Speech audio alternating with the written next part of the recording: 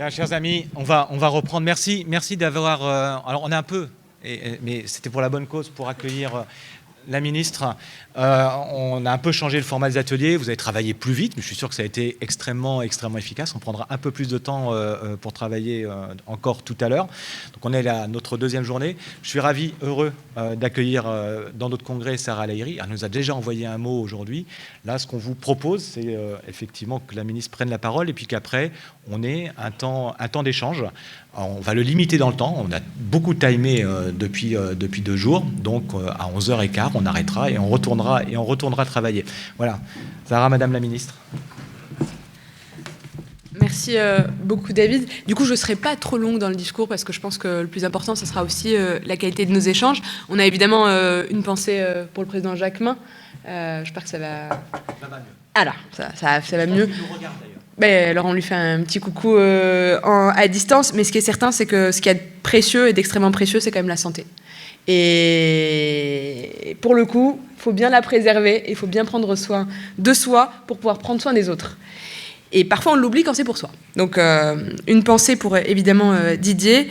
Mais, mesdames, messieurs, moi, quand j'ai appris que la réunion se faisait ici, c'était aussi un plaisir de revenir. C'est pas anodin, puisqu'on était ici en février 2022 pour les conclusions des assises. Et c'est ce que je disais en arrivant. On aurait voulu l'imaginer comme ça, on ne l'aurait pas fait.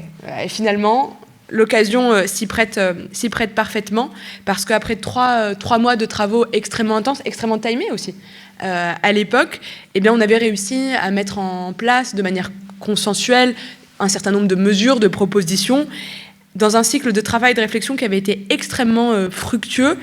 Et dès demain, puisque c'est l'objectif, sera installé également le comité de filière du renouveau de l'animation, comité de filière qui a été d'ailleurs la première mesure des assises.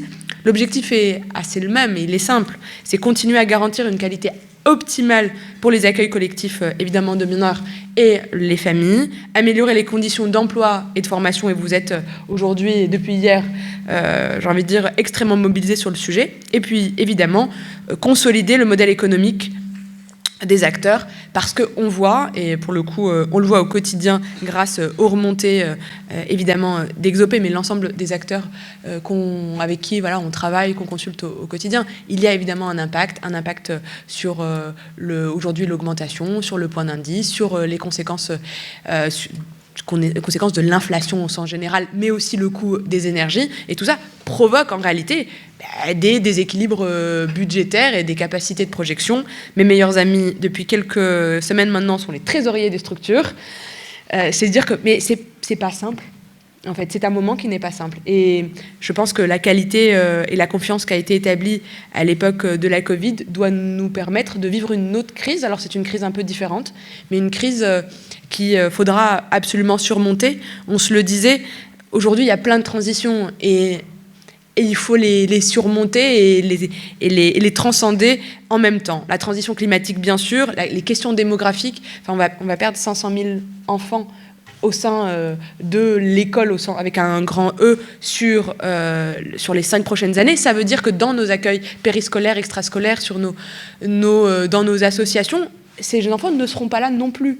Et donc, comment on fait pour aussi accompagner une transition numérique, mais ce qui permet aussi à Didier d'être avec nous à distance, et puis des défis plus endogènes, je veux dire, à notre secteur. Je pense à l'attractivité des métiers, à la question de la citoyenneté.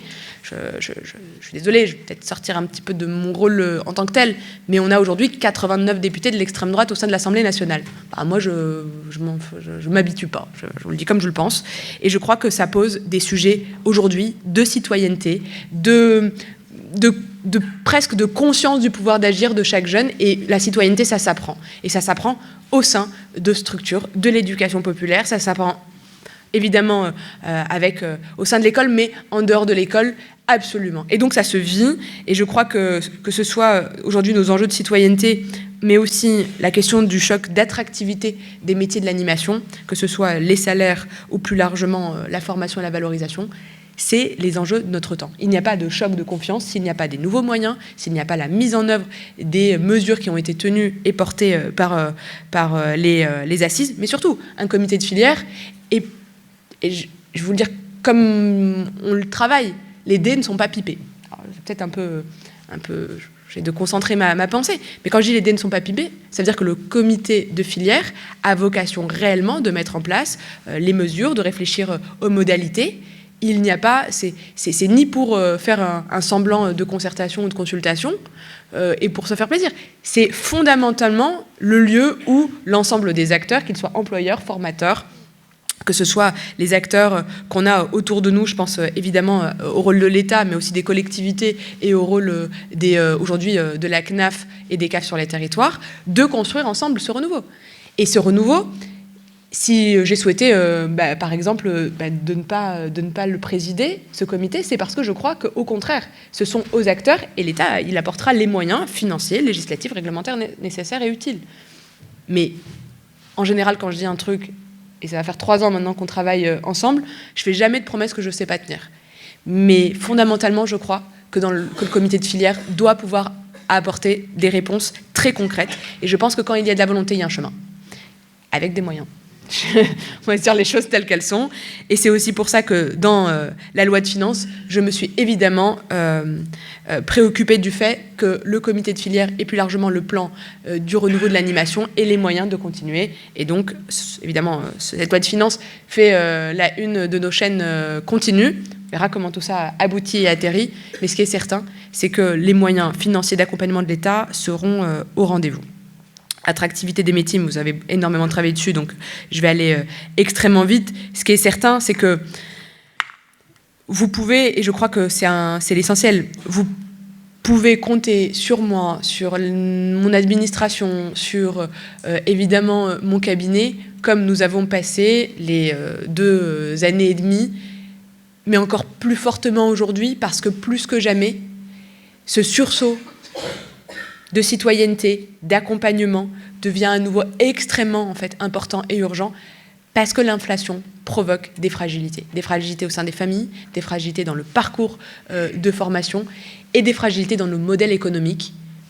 Donc il y a un moment, on revit une crise, comme nous avons vécu une crise sanitaire qui nous a bousculés. Et bien face à cette crise particulière et exogène, puisqu'elle arrive aussi de l'extérieur, faisons que les liens connus, faisons que les méthodes posées permettent de trouver des résultats rapidement et surtout que la promesse de l'éducation populaire, l'engagement des collectivités territoriales et celui de l'État soient à la hauteur des enjeux de notre pays et de notre jeunesse. Je ne serai pas plus longue pour avoir des temps évidemment d'échange, mais je crois que donner du sens, tracer les perspectives et donner envie, c'est votre quotidien et c'est pour ça que vous êtes aujourd'hui aussi nombreux. Je suis très heureuse d'être parmi vous aujourd'hui. Hier, il y avait un moment qui a été plein d'émotions et malheureusement, je ne pouvais pas être avec vous. C'est pour ça que j'avais fait la petite vidéo. Hier, on remettait, c'est comme quoi les mémoires sont importantes. Le président de la République remettait des médailles pour les 60 ans de la guerre d'Algérie. Et une guerre dont les mémoires sont encore vives. Et ça rappelle à quel point un lieu comme celui-là, qui est une MJC, on en a besoin. Parce que si les jeunesses ne se croisent pas, si elles ne font pas ensemble, si elles ne parlent pas, si elles n'ont pas ces moments et ces lieux pour en réalité créer du commun, ça ne fonctionne pas.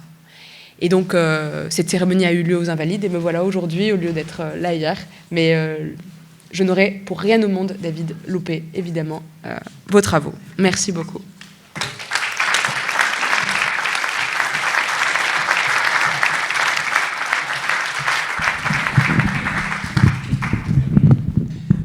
Merci beaucoup, Madame la Ministre. Donc on va, le temps que vous ayez envie de prendre la parole, n'hésitez pas, c'est un vrai, on a une vraie chance de pouvoir parler librement. Ouais, on disait hier, les transitions, on les avait notées aussi, la transition démographique, la transition écologique, la transition démocratique, qui est extrêmement importante, et elles sont au cœur de nos enjeux. Et on notait aussi, on a dit 2 choses.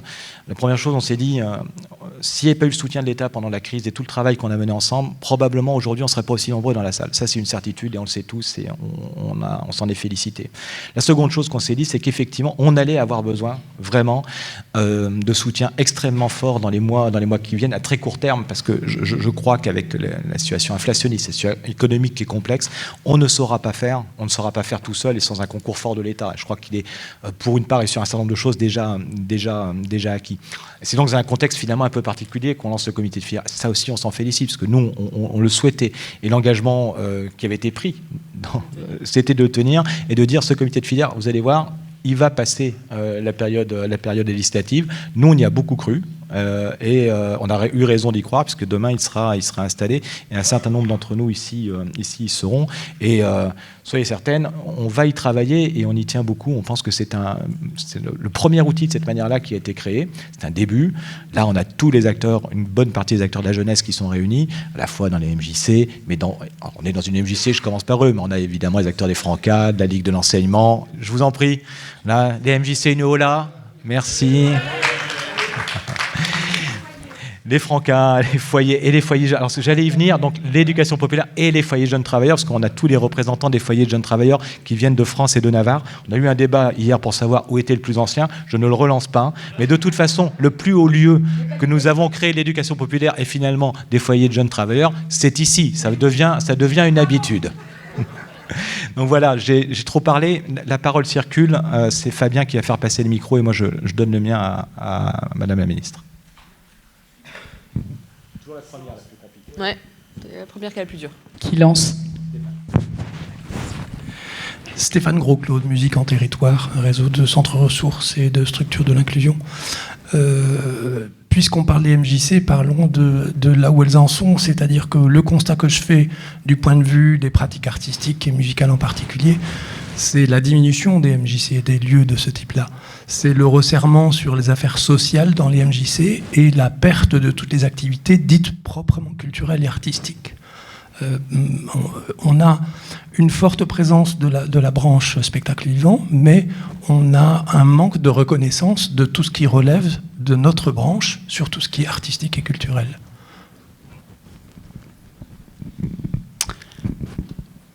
Autre réaction, avis, remarque? Dominique Jossot, directeur du CPA Latu, MJC. Juste, alors je suis pas tout à fait d'accord avec ce que tu dis, mais on en parlera peut-être en aparté. Non, juste, j'ai alerté sur le fait, vous l'avez parlé tout à l'heure, des problématiques d'énergie. Et je gère donc un équipement qui accueille des classes découvertes, des accueils collectifs de mineurs tout au long de l'année, donc et qui paye l'ensemble des fluides et des charges liées au chauffage, à l'énergie dont il a besoin. Et il y a eu déjà beaucoup de choses de fait par les ministères sur ces aides-là. J'attire simplement le fait on ne sait pas très bien où on va. Moi, j'ai un contrat qui s'arrête au 31/12/2023. Et je ne sais pas après où on va, et ni le fournisseur d'énergie ne sait vraiment où on va. Alors c'est pas pour parler de la question purement de mon centre, mais il y a plein de centres comme le mien, dans le réseau UNAT, Etiquetap, etc. Et on va avoir des vraies problématiques. On a sur des choses alimentaires des 150 à 250% d'augmentation de produits et de denrées. Donc ça va nous impacter directement, donc on va impacter la facture forcément aux clients, entre guillemets, le chauffage, etc., etc. Donc juste pour que vous alertiez bien Bercy, qu'il faut absolument que les associations qui sont aujourd'hui des vraies entités économiques, qui génèrent de l'économie locale, qui génèrent de l'emploi, ils soient aussi attentifs aux entreprises privées non lucratives qu'aux entreprises privées lucratives. C'est très important parce que sinon je pense que ça peut faire de la casse. Merci. Robert Etchouti, directeur de MJC en Alsace. Non, on va pas monopoliser la parole, les MJC, mais quand même. Je profite de votre présence, Madame la Ministre, parce que hier j'ai posé un débat, une question, et votre présence me permettra de lui donner encore plus d'accent. Nous sommes dans une situation un peu difficile aujourd'hui en termes de recrutement de personnel, en particulier dans les accueils de loisirs périscolaires. Et j'ai des collègues en Alsace qui sont confrontés à une position pas simple de la part des services, de vos services déconcentrés, puisque lorsque nous n'avons plus d'animateurs aujourd'hui diplômé BAFA, mais même si le BAFA n'est pas un diplôme professionnel, mais en tout cas, il permet d'accueillir les enfants dans les structures avec un taux d'encadrement, de qualification réglementaire. Aujourd'hui, nous recrutons des personnes qui n'ont pas cette formation parce qu'il faut répondre à la crise du recrutement dans nos secteurs. Et vos services, aujourd'hui, ne nous permettent plus de déclarer ces accueils et donc de perdre la prestation de service de la CAF. Voilà, il y a une vraie difficulté temporaire et peut-être que par votre biais, vous pourriez aussi faire en sorte que donner un peu plus de souplesse de manière très ponctuelle, l'objectif étant tout de même de revenir à un taux d'encadrement réglementaire, mais en nous donnant un peu de temps pour accueillir aujourd'hui de nouveaux professionnels dans nos secteurs, en s'engageant dans la formation de ces personnes aussi, sans avoir le coût près du taux d'encadrement et donc de la perte de la prestation de service. Merci. Merci, monsieur. Véronique Bourverrier pour la branche HLA, les foyers de jeunes travailleurs. Ah, ben voilà, c'est ça qui est pas... Et je reviens sur ce qu'a dit Dominique tout à l'heure par rapport à la gestion. Les foyers de jeunes travailleurs, effectivement, EducPop, mais gestionnaire de bâti. Et là, nous, on a un problème, c'est que nous, on ne pourra jamais impacter tout ce qui se passe sur les redevances, de par le fait que légalement, nous n'en avons pas le droit, les loyers sont cadrés, et de l'autre côté, de toute façon, pourquoi faire pour rendre de plus en plus insolvables nos jeunes. Donc, il y a vraiment besoin de votre intervention pour faire en sorte que le bouclier tarifaire arrive, mais pas seulement pour le gaz, pour tout, pour l'électricité, pour tous les fluides. Voilà, je vous remercie.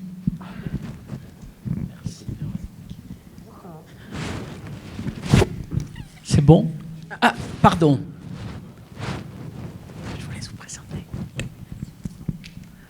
Bonjour, Stéphanie Champenois, je représente l'association de Saint-Jean dans le Jura, où on gère un foyer de jeunes travailleurs également, mais aussi un CADA, des dispositifs d'urgence, d'hébergement d'urgence, donc on est impacté évidemment par l'inflation et tout. Et on a aussi des financements pour la totalité de nos activités. Et donc on remercie la loi Ségur, qui prend une augmentation de salaire par rapport au personnel éducatif qualifié. Et moi je voulais quand même poser la question des fonctions support on a bénéficié de 85 € bruts d'augmentation de salaire contre 183 net. Pour le personnel socio-éducatif. Je voulais savoir d'abord qui prend en charge les 85 € et pourquoi seulement 85 € bruts pour les fonctions support, qui sont quand même nécessaires, par rapport à l'accueil du public, la qualité de service qu'on offre aux bénéficiaires. Voilà. Merci, je crois qu'il y avait juste une... Ah, alors, en termes de temps, je sais pas, David, on peut en prendre une, deux 3, oh là là. Je vais changer de côté, je reviens vous voir après. Mais non, mais je vais être loyal avec nos amis. Juste en attendant que la question arrive, sur ce point très particulier qui est celui de la prime Ségur dans la branche habitat et logement accompagné. Donc, se dire deux choses. La première chose, c'est que cette prime-là, ces conférences des métiers, en février, Jean Castex et Sauvadet, président des associations de département de France, qui dit on le met en œuvre et on va compenser simplement pour les travailleurs socio-éducatifs sur un rapport qui est issu d'une branche qui n'est pas la nôtre et qui ne visait que les travailleurs socio-éducatifs et donc pas les autres salariés. Quand nous, on nous a demandé qu'est-ce qu'il faudrait faire, comment on devrait faire autrement, on a dit dotez-nous des mêmes montants et on va répartir les salaires en fonction de ce que nous connaissons de la branche pour que ça soit moins injuste. Donc voilà, ça c'est la compensation. Les 85 €, en fait, c'est une décision de la branche dans laquelle l'État n'a strictement rien à voir, où il nous a semblé extrêmement compliqué de ne pas faire un geste pour ceux qui n'avaient pas touché la prime Ségur. Par ailleurs, on savait qu'elle n'était pas compensée par l'État, puisque ce n'était pas le deal, et donc on a mesuré cette augmentation, même si on aurait éventuellement aimé la faire plus élevée. Mais je suis prêt à en discuter après la séquence, c'est un point très particulier, il n'y a pas de problème, on peut en discuter tout à l'heure. Oui, bonjour.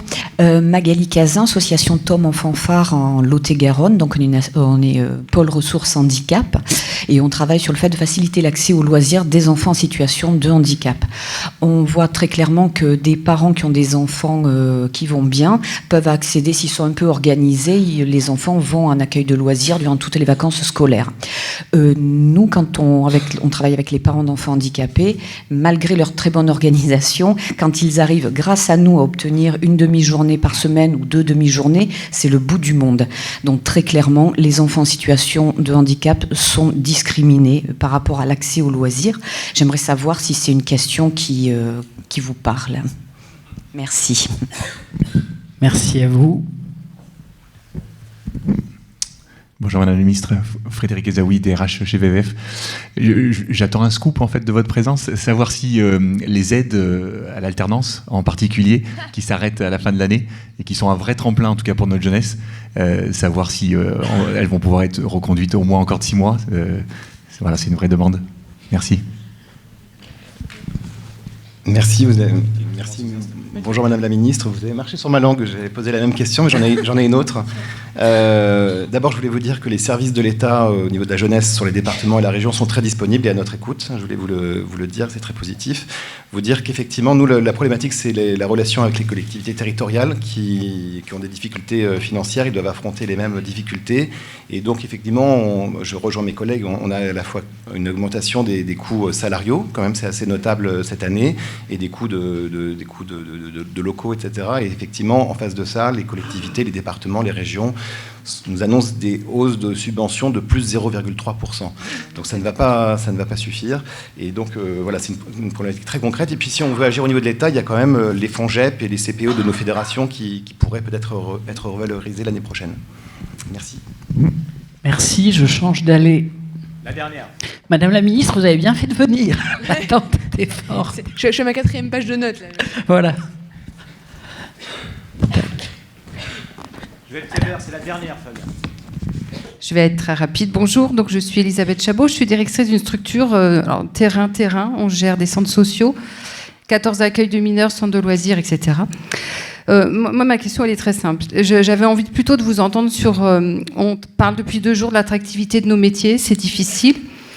On fidélise pas les choses, on est très peu lisible, et on disait tout à l'heure dans l'atelier dans lequel j'étais qu'on s'interrogeait sur comment est-ce qu'on pourrait être plus visible.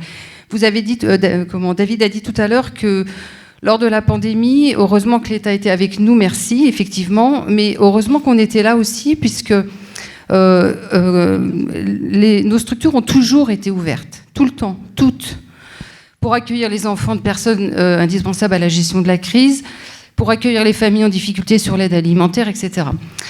Et pour autant, jamais on n'a parlé de nous. Alors, on n'est pas bon en com, très certainement. Ma question est simple.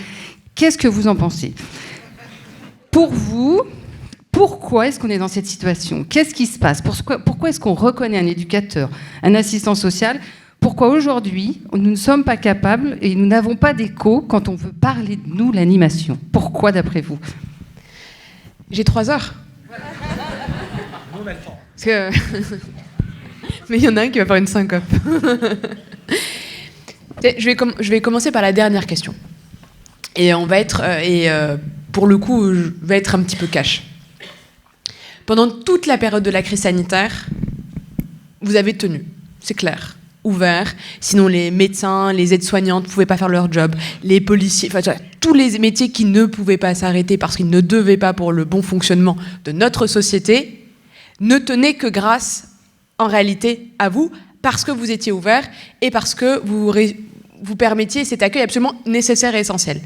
La réalité, c'est que moi, je me souviens de plus d'un déplacement qu'on a fait avec le Premier ministre pour aller voir des centres aérés, pour aller voir du périscolaire, pour aller voir de l'extrascolaire, pour être aux côtés aussi des animateurs, des médiateurs, mais aussi des élus locaux qui soutiennent en réalité cette activité. Le vrai débat, il n'est pas sur est-ce que c'est la reconnaissance ou pas. La reconnaissance, elle est évidente. Vous touchez à un cheveu d'un animateur sur un territoire, vous avez les parents d'élèves les parents d'élèves, les familles qui en réalité sont là pour tenir en fait en solidarité, rappeler l'importance, la nécessité de garder en réalité tout ce tissu. La vraie fêlure, s'il devait y en avoir une, parce que je fais le même constat que vous. Quand on annonce le soutien au BAFA, quand on annonce le comité de filière, ça fait pas la une du Parisien, hein. Ça fait même pas un bandeau sur France Info, hein. Parce que les médias nationaux font moins écho de notre secteur, et en réalité de l'impact de notre secteur, et quoique ça commence en réalité à quand même monter en prise de conscience et en expression générale, mais parce que notre secteur est divers. Divers par ses formes, divers par ses réponses, divers par ses actions. Mais si on descend d'un cran, je suis aussi élu local, je suis élu nantaise, il n'y a pas une semaine qui passe où dans Ouest France ou dans Presse Océan, on ne parle pas en réalité de l'animation. Et dans toutes ses formes. Et on a, je pense, 2 enjeux. Est-ce qu'on a besoin d'aller chercher de la com nationale ? Oui, de temps en temps, ça fait de l'élan, ça fait du bien. Mais le quotidien, moi, mon quotidien, il est chez France Bleu, il est chez France 3, il est dans la presse régionale et la presse locale. Parce que dans le fond, nos accords, nos liens, ils sont avec des acteurs locaux, qui sont territoriaux. Et c'est aussi pour ça qu'on a besoin, et je sais que parfois c'est ça peut paraître pas spécialement naturel de le dire, mais on a besoin de syndicats forts, on a besoin d'Exopé, on a besoin de structures qui parlent au niveau national avec une parole forte, et les réponses, elles se font, et les mobilisations, elles se font au niveau local. Mais quand il y a la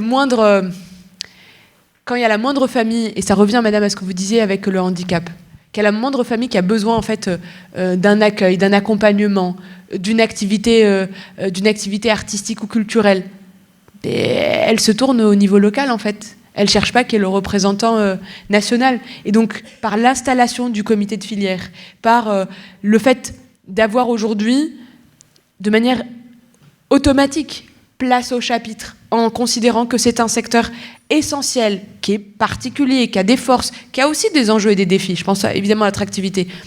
Tout ce qu'on a appris pendant la crise Covid, je reviens un tout petit peu en arrière, mais je me souviens quand même de mesures où on n'était pas dedans dans la première décision. Hein. Et quand il fallait en fait après aller sensibiliser et remonter finalement sur le champ, pour dire non mais là vous avez quand même juste oublié un secteur entier. C'est pas parce qu'il est associatif qu'il n'a pas de modèle économique et qu'il n'a pas besoin de tel outil, de tel outil ou tel outil. Et cette bagarre, on est en train de la gagner. Moi, je suis en charge de porter notre spécificité, c'est vrai, mais aujourd'hui, j'ai plein d'alliés, et même des alliés qui sont en charge du monde associatif et qui sont à Bercy.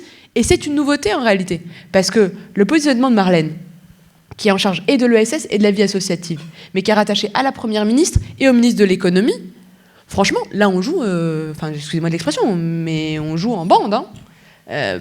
Et c'est que comme ça que je pense on aura un regard juste, non pas, pour le coup, sur les questions d'organisation territoriale ou d'attractivité, mais sur des questions de ne jamais oublier les spécificités de nos modèles respectifs dans le cadre de mesures économiques, on va dire, plus générales. Et donc, qui répondent, entre autres, aux questions d'inflation. Et à l'inverse, notre secteur, notre quotidien, dépend aussi de la mobilisation des collectivités territoriales. Et c'est peut-être la particularité, avec des mesures, et on est en pleine discussion avec la CNAF sur quelles sont les priorités pour le cycle qui arrive. Et donc, comme on est multipartite, l'importance, et c'était pour ça que c'était la première mesure et que ça prenait tout son sens, il fallait un lieu. Il fallait demain la parole, imaginons une prise de parole, un avis du comité de filière porté par les acteurs, là ça touche la communication nationale. Parce que, de fait, c'est une position nationale des acteurs autour de notre secteur. Et je crois que cette bataille, elle est possible. On peut la gagner en fait. Comme on a une association de collectivités ou d'élus locaux, quand ils prennent la parole, d'un coup on parle globalement de leur position, quelle que soit l'association d'élus. Je pense que ce comité de filière, plus la force aujourd'hui de syndicats comme Exopé, permettra ça demain, ce qui est... il nous manquait encore quelques petits outils. Et ce qui m'amène en fait à répondre également aux questions sur les flux, l'énergie et plus largement le bouclier.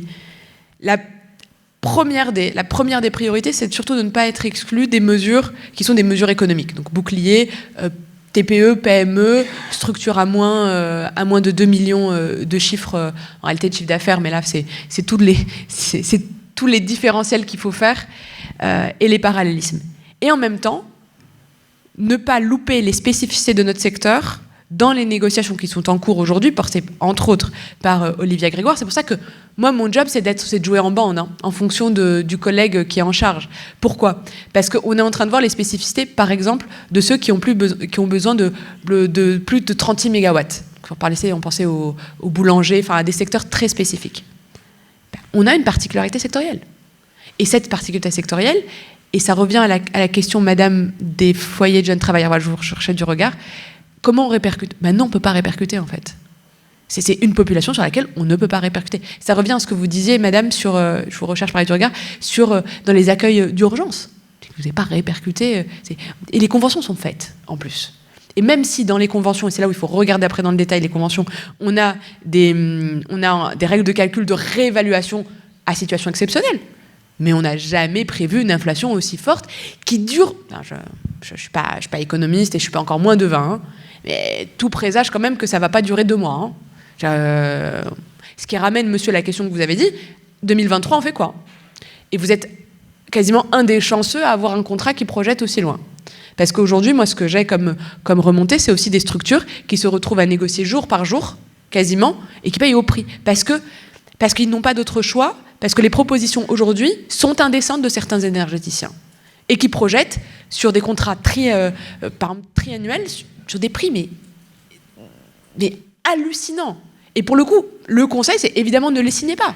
Ne vous engagez pas sur une situation qui ne tiendra pas effectivement les 3 prochaines années, mais c'est une difficulté de projection qui est monstrueuse. Enfin, la réalité, elle est là. Et donc, en ayant conscience de ça, il y a aujourd'hui, et ce n'est pas un scoop, parce que évidemment, le scoop sur l'alternance, on pourrait en parler a posteriori, mais je pense que ça n'a échappé à personne que, compte tenu de la difficulté du dialogue sur la loi de finances, les discussions, les échanges sont en plein dans le vif du sujet actuel.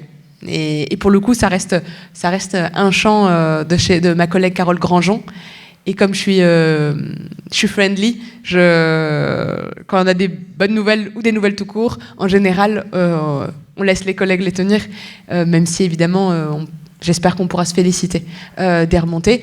Cependant, ça restera des mesures qui devront être précisées par la ministre en charge, évidemment, de la formation professionnelle et de la formation continue. Et je ne suis même pas sûre que Bruno aurait dit. Non. Mais j'aime bien la tentative de scoop, parce que il se trouve que chez moi, à Nantes, la devise de ma ville, c'est « Neptune sourit aux audacieux ». Donc de l'audace, hein, toujours de l'audace. Et parfois ça paye. Et c'est comme ça qu'on gagne quelques avancées. Je vois Thomas s'agiter, mais juste pour aller quand même au bout, vous parliez également du taux d'encadrement. Monsieur, hop, je vous retrouve juste du regard, voilà. Difficile de baisser le taux d'encadrement. C'est une question... C'est la qualification du personnel. Difficile. Pour 2 raisons. En réalité, aujourd'hui...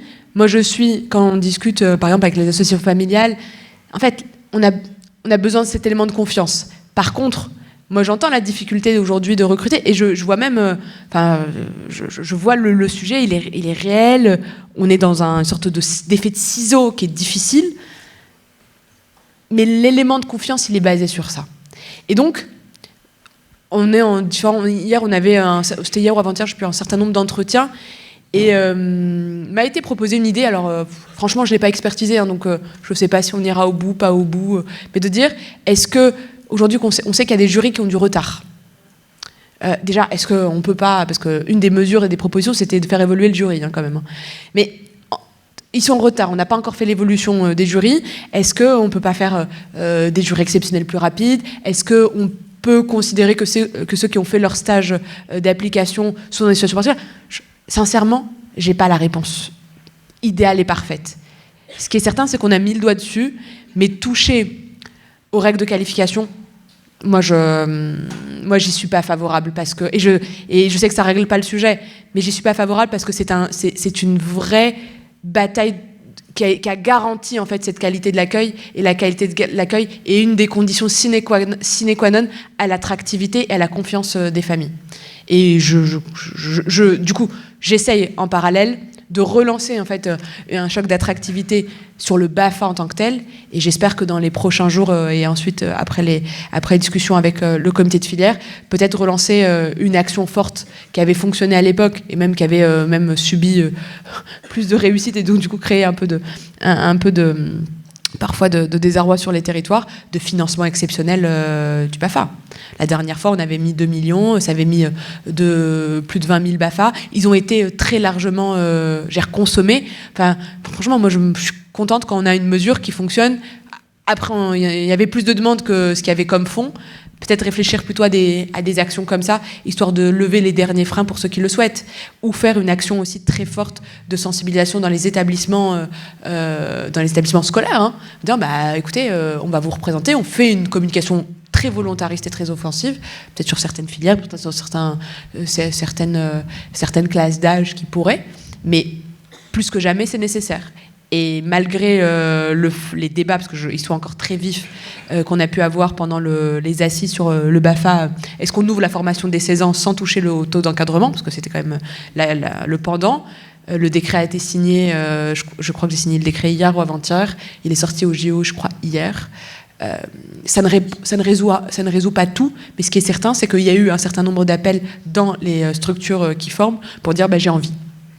Et on a eu un delta de retard entre le moment où moi je le voulais et je l'espérais sur le 1er juillet et la mise en œuvre effective aujourd'hui.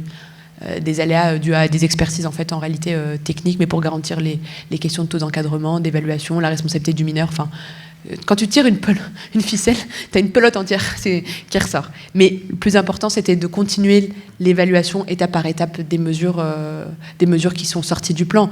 Et je vais conclure par ça.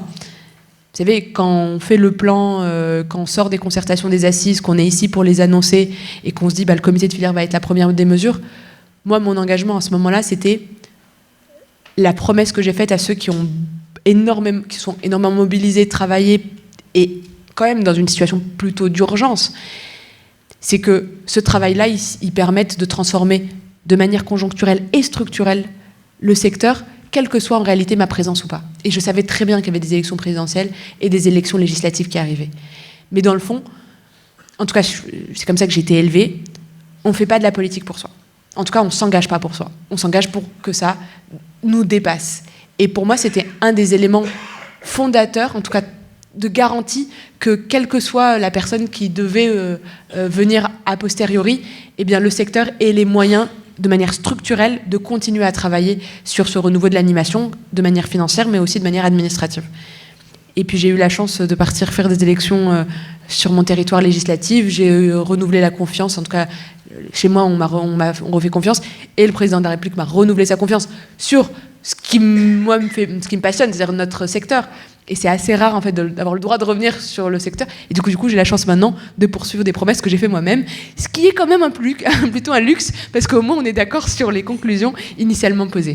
Voilà en quelques mots, c'est absolument pas exhaustif, mais voilà en quelques mots ce que je souhaitais à nouveau partager avec vous et apporter un maximum de réponses. Ce qui est certain, c'est dès le comité de filière, on posera les questions d'urgence spécifiques au secteur sur l'inflation, les flux et plus largement les secteurs sur lesquels on ne peut pas répercuter, comme je pense les foyers jeunes travailleurs, et plus largement les questions artistiques.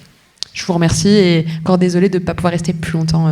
Merci beaucoup Madame la Ministre, et comptez sur nous pour faire remonter toutes les questions qu'on a posées et on va les relayer encore plus fort. On a bien compris que vous jouiez en bande, donc on va aussi interpeller un certain nombre d'autres de vos collègues. Merci encore, merci beaucoup. Solidarité gouvernementale oblige. Merci à tous, merci Madame la Ministre et d'avoir joué le jeu de l'interactivité.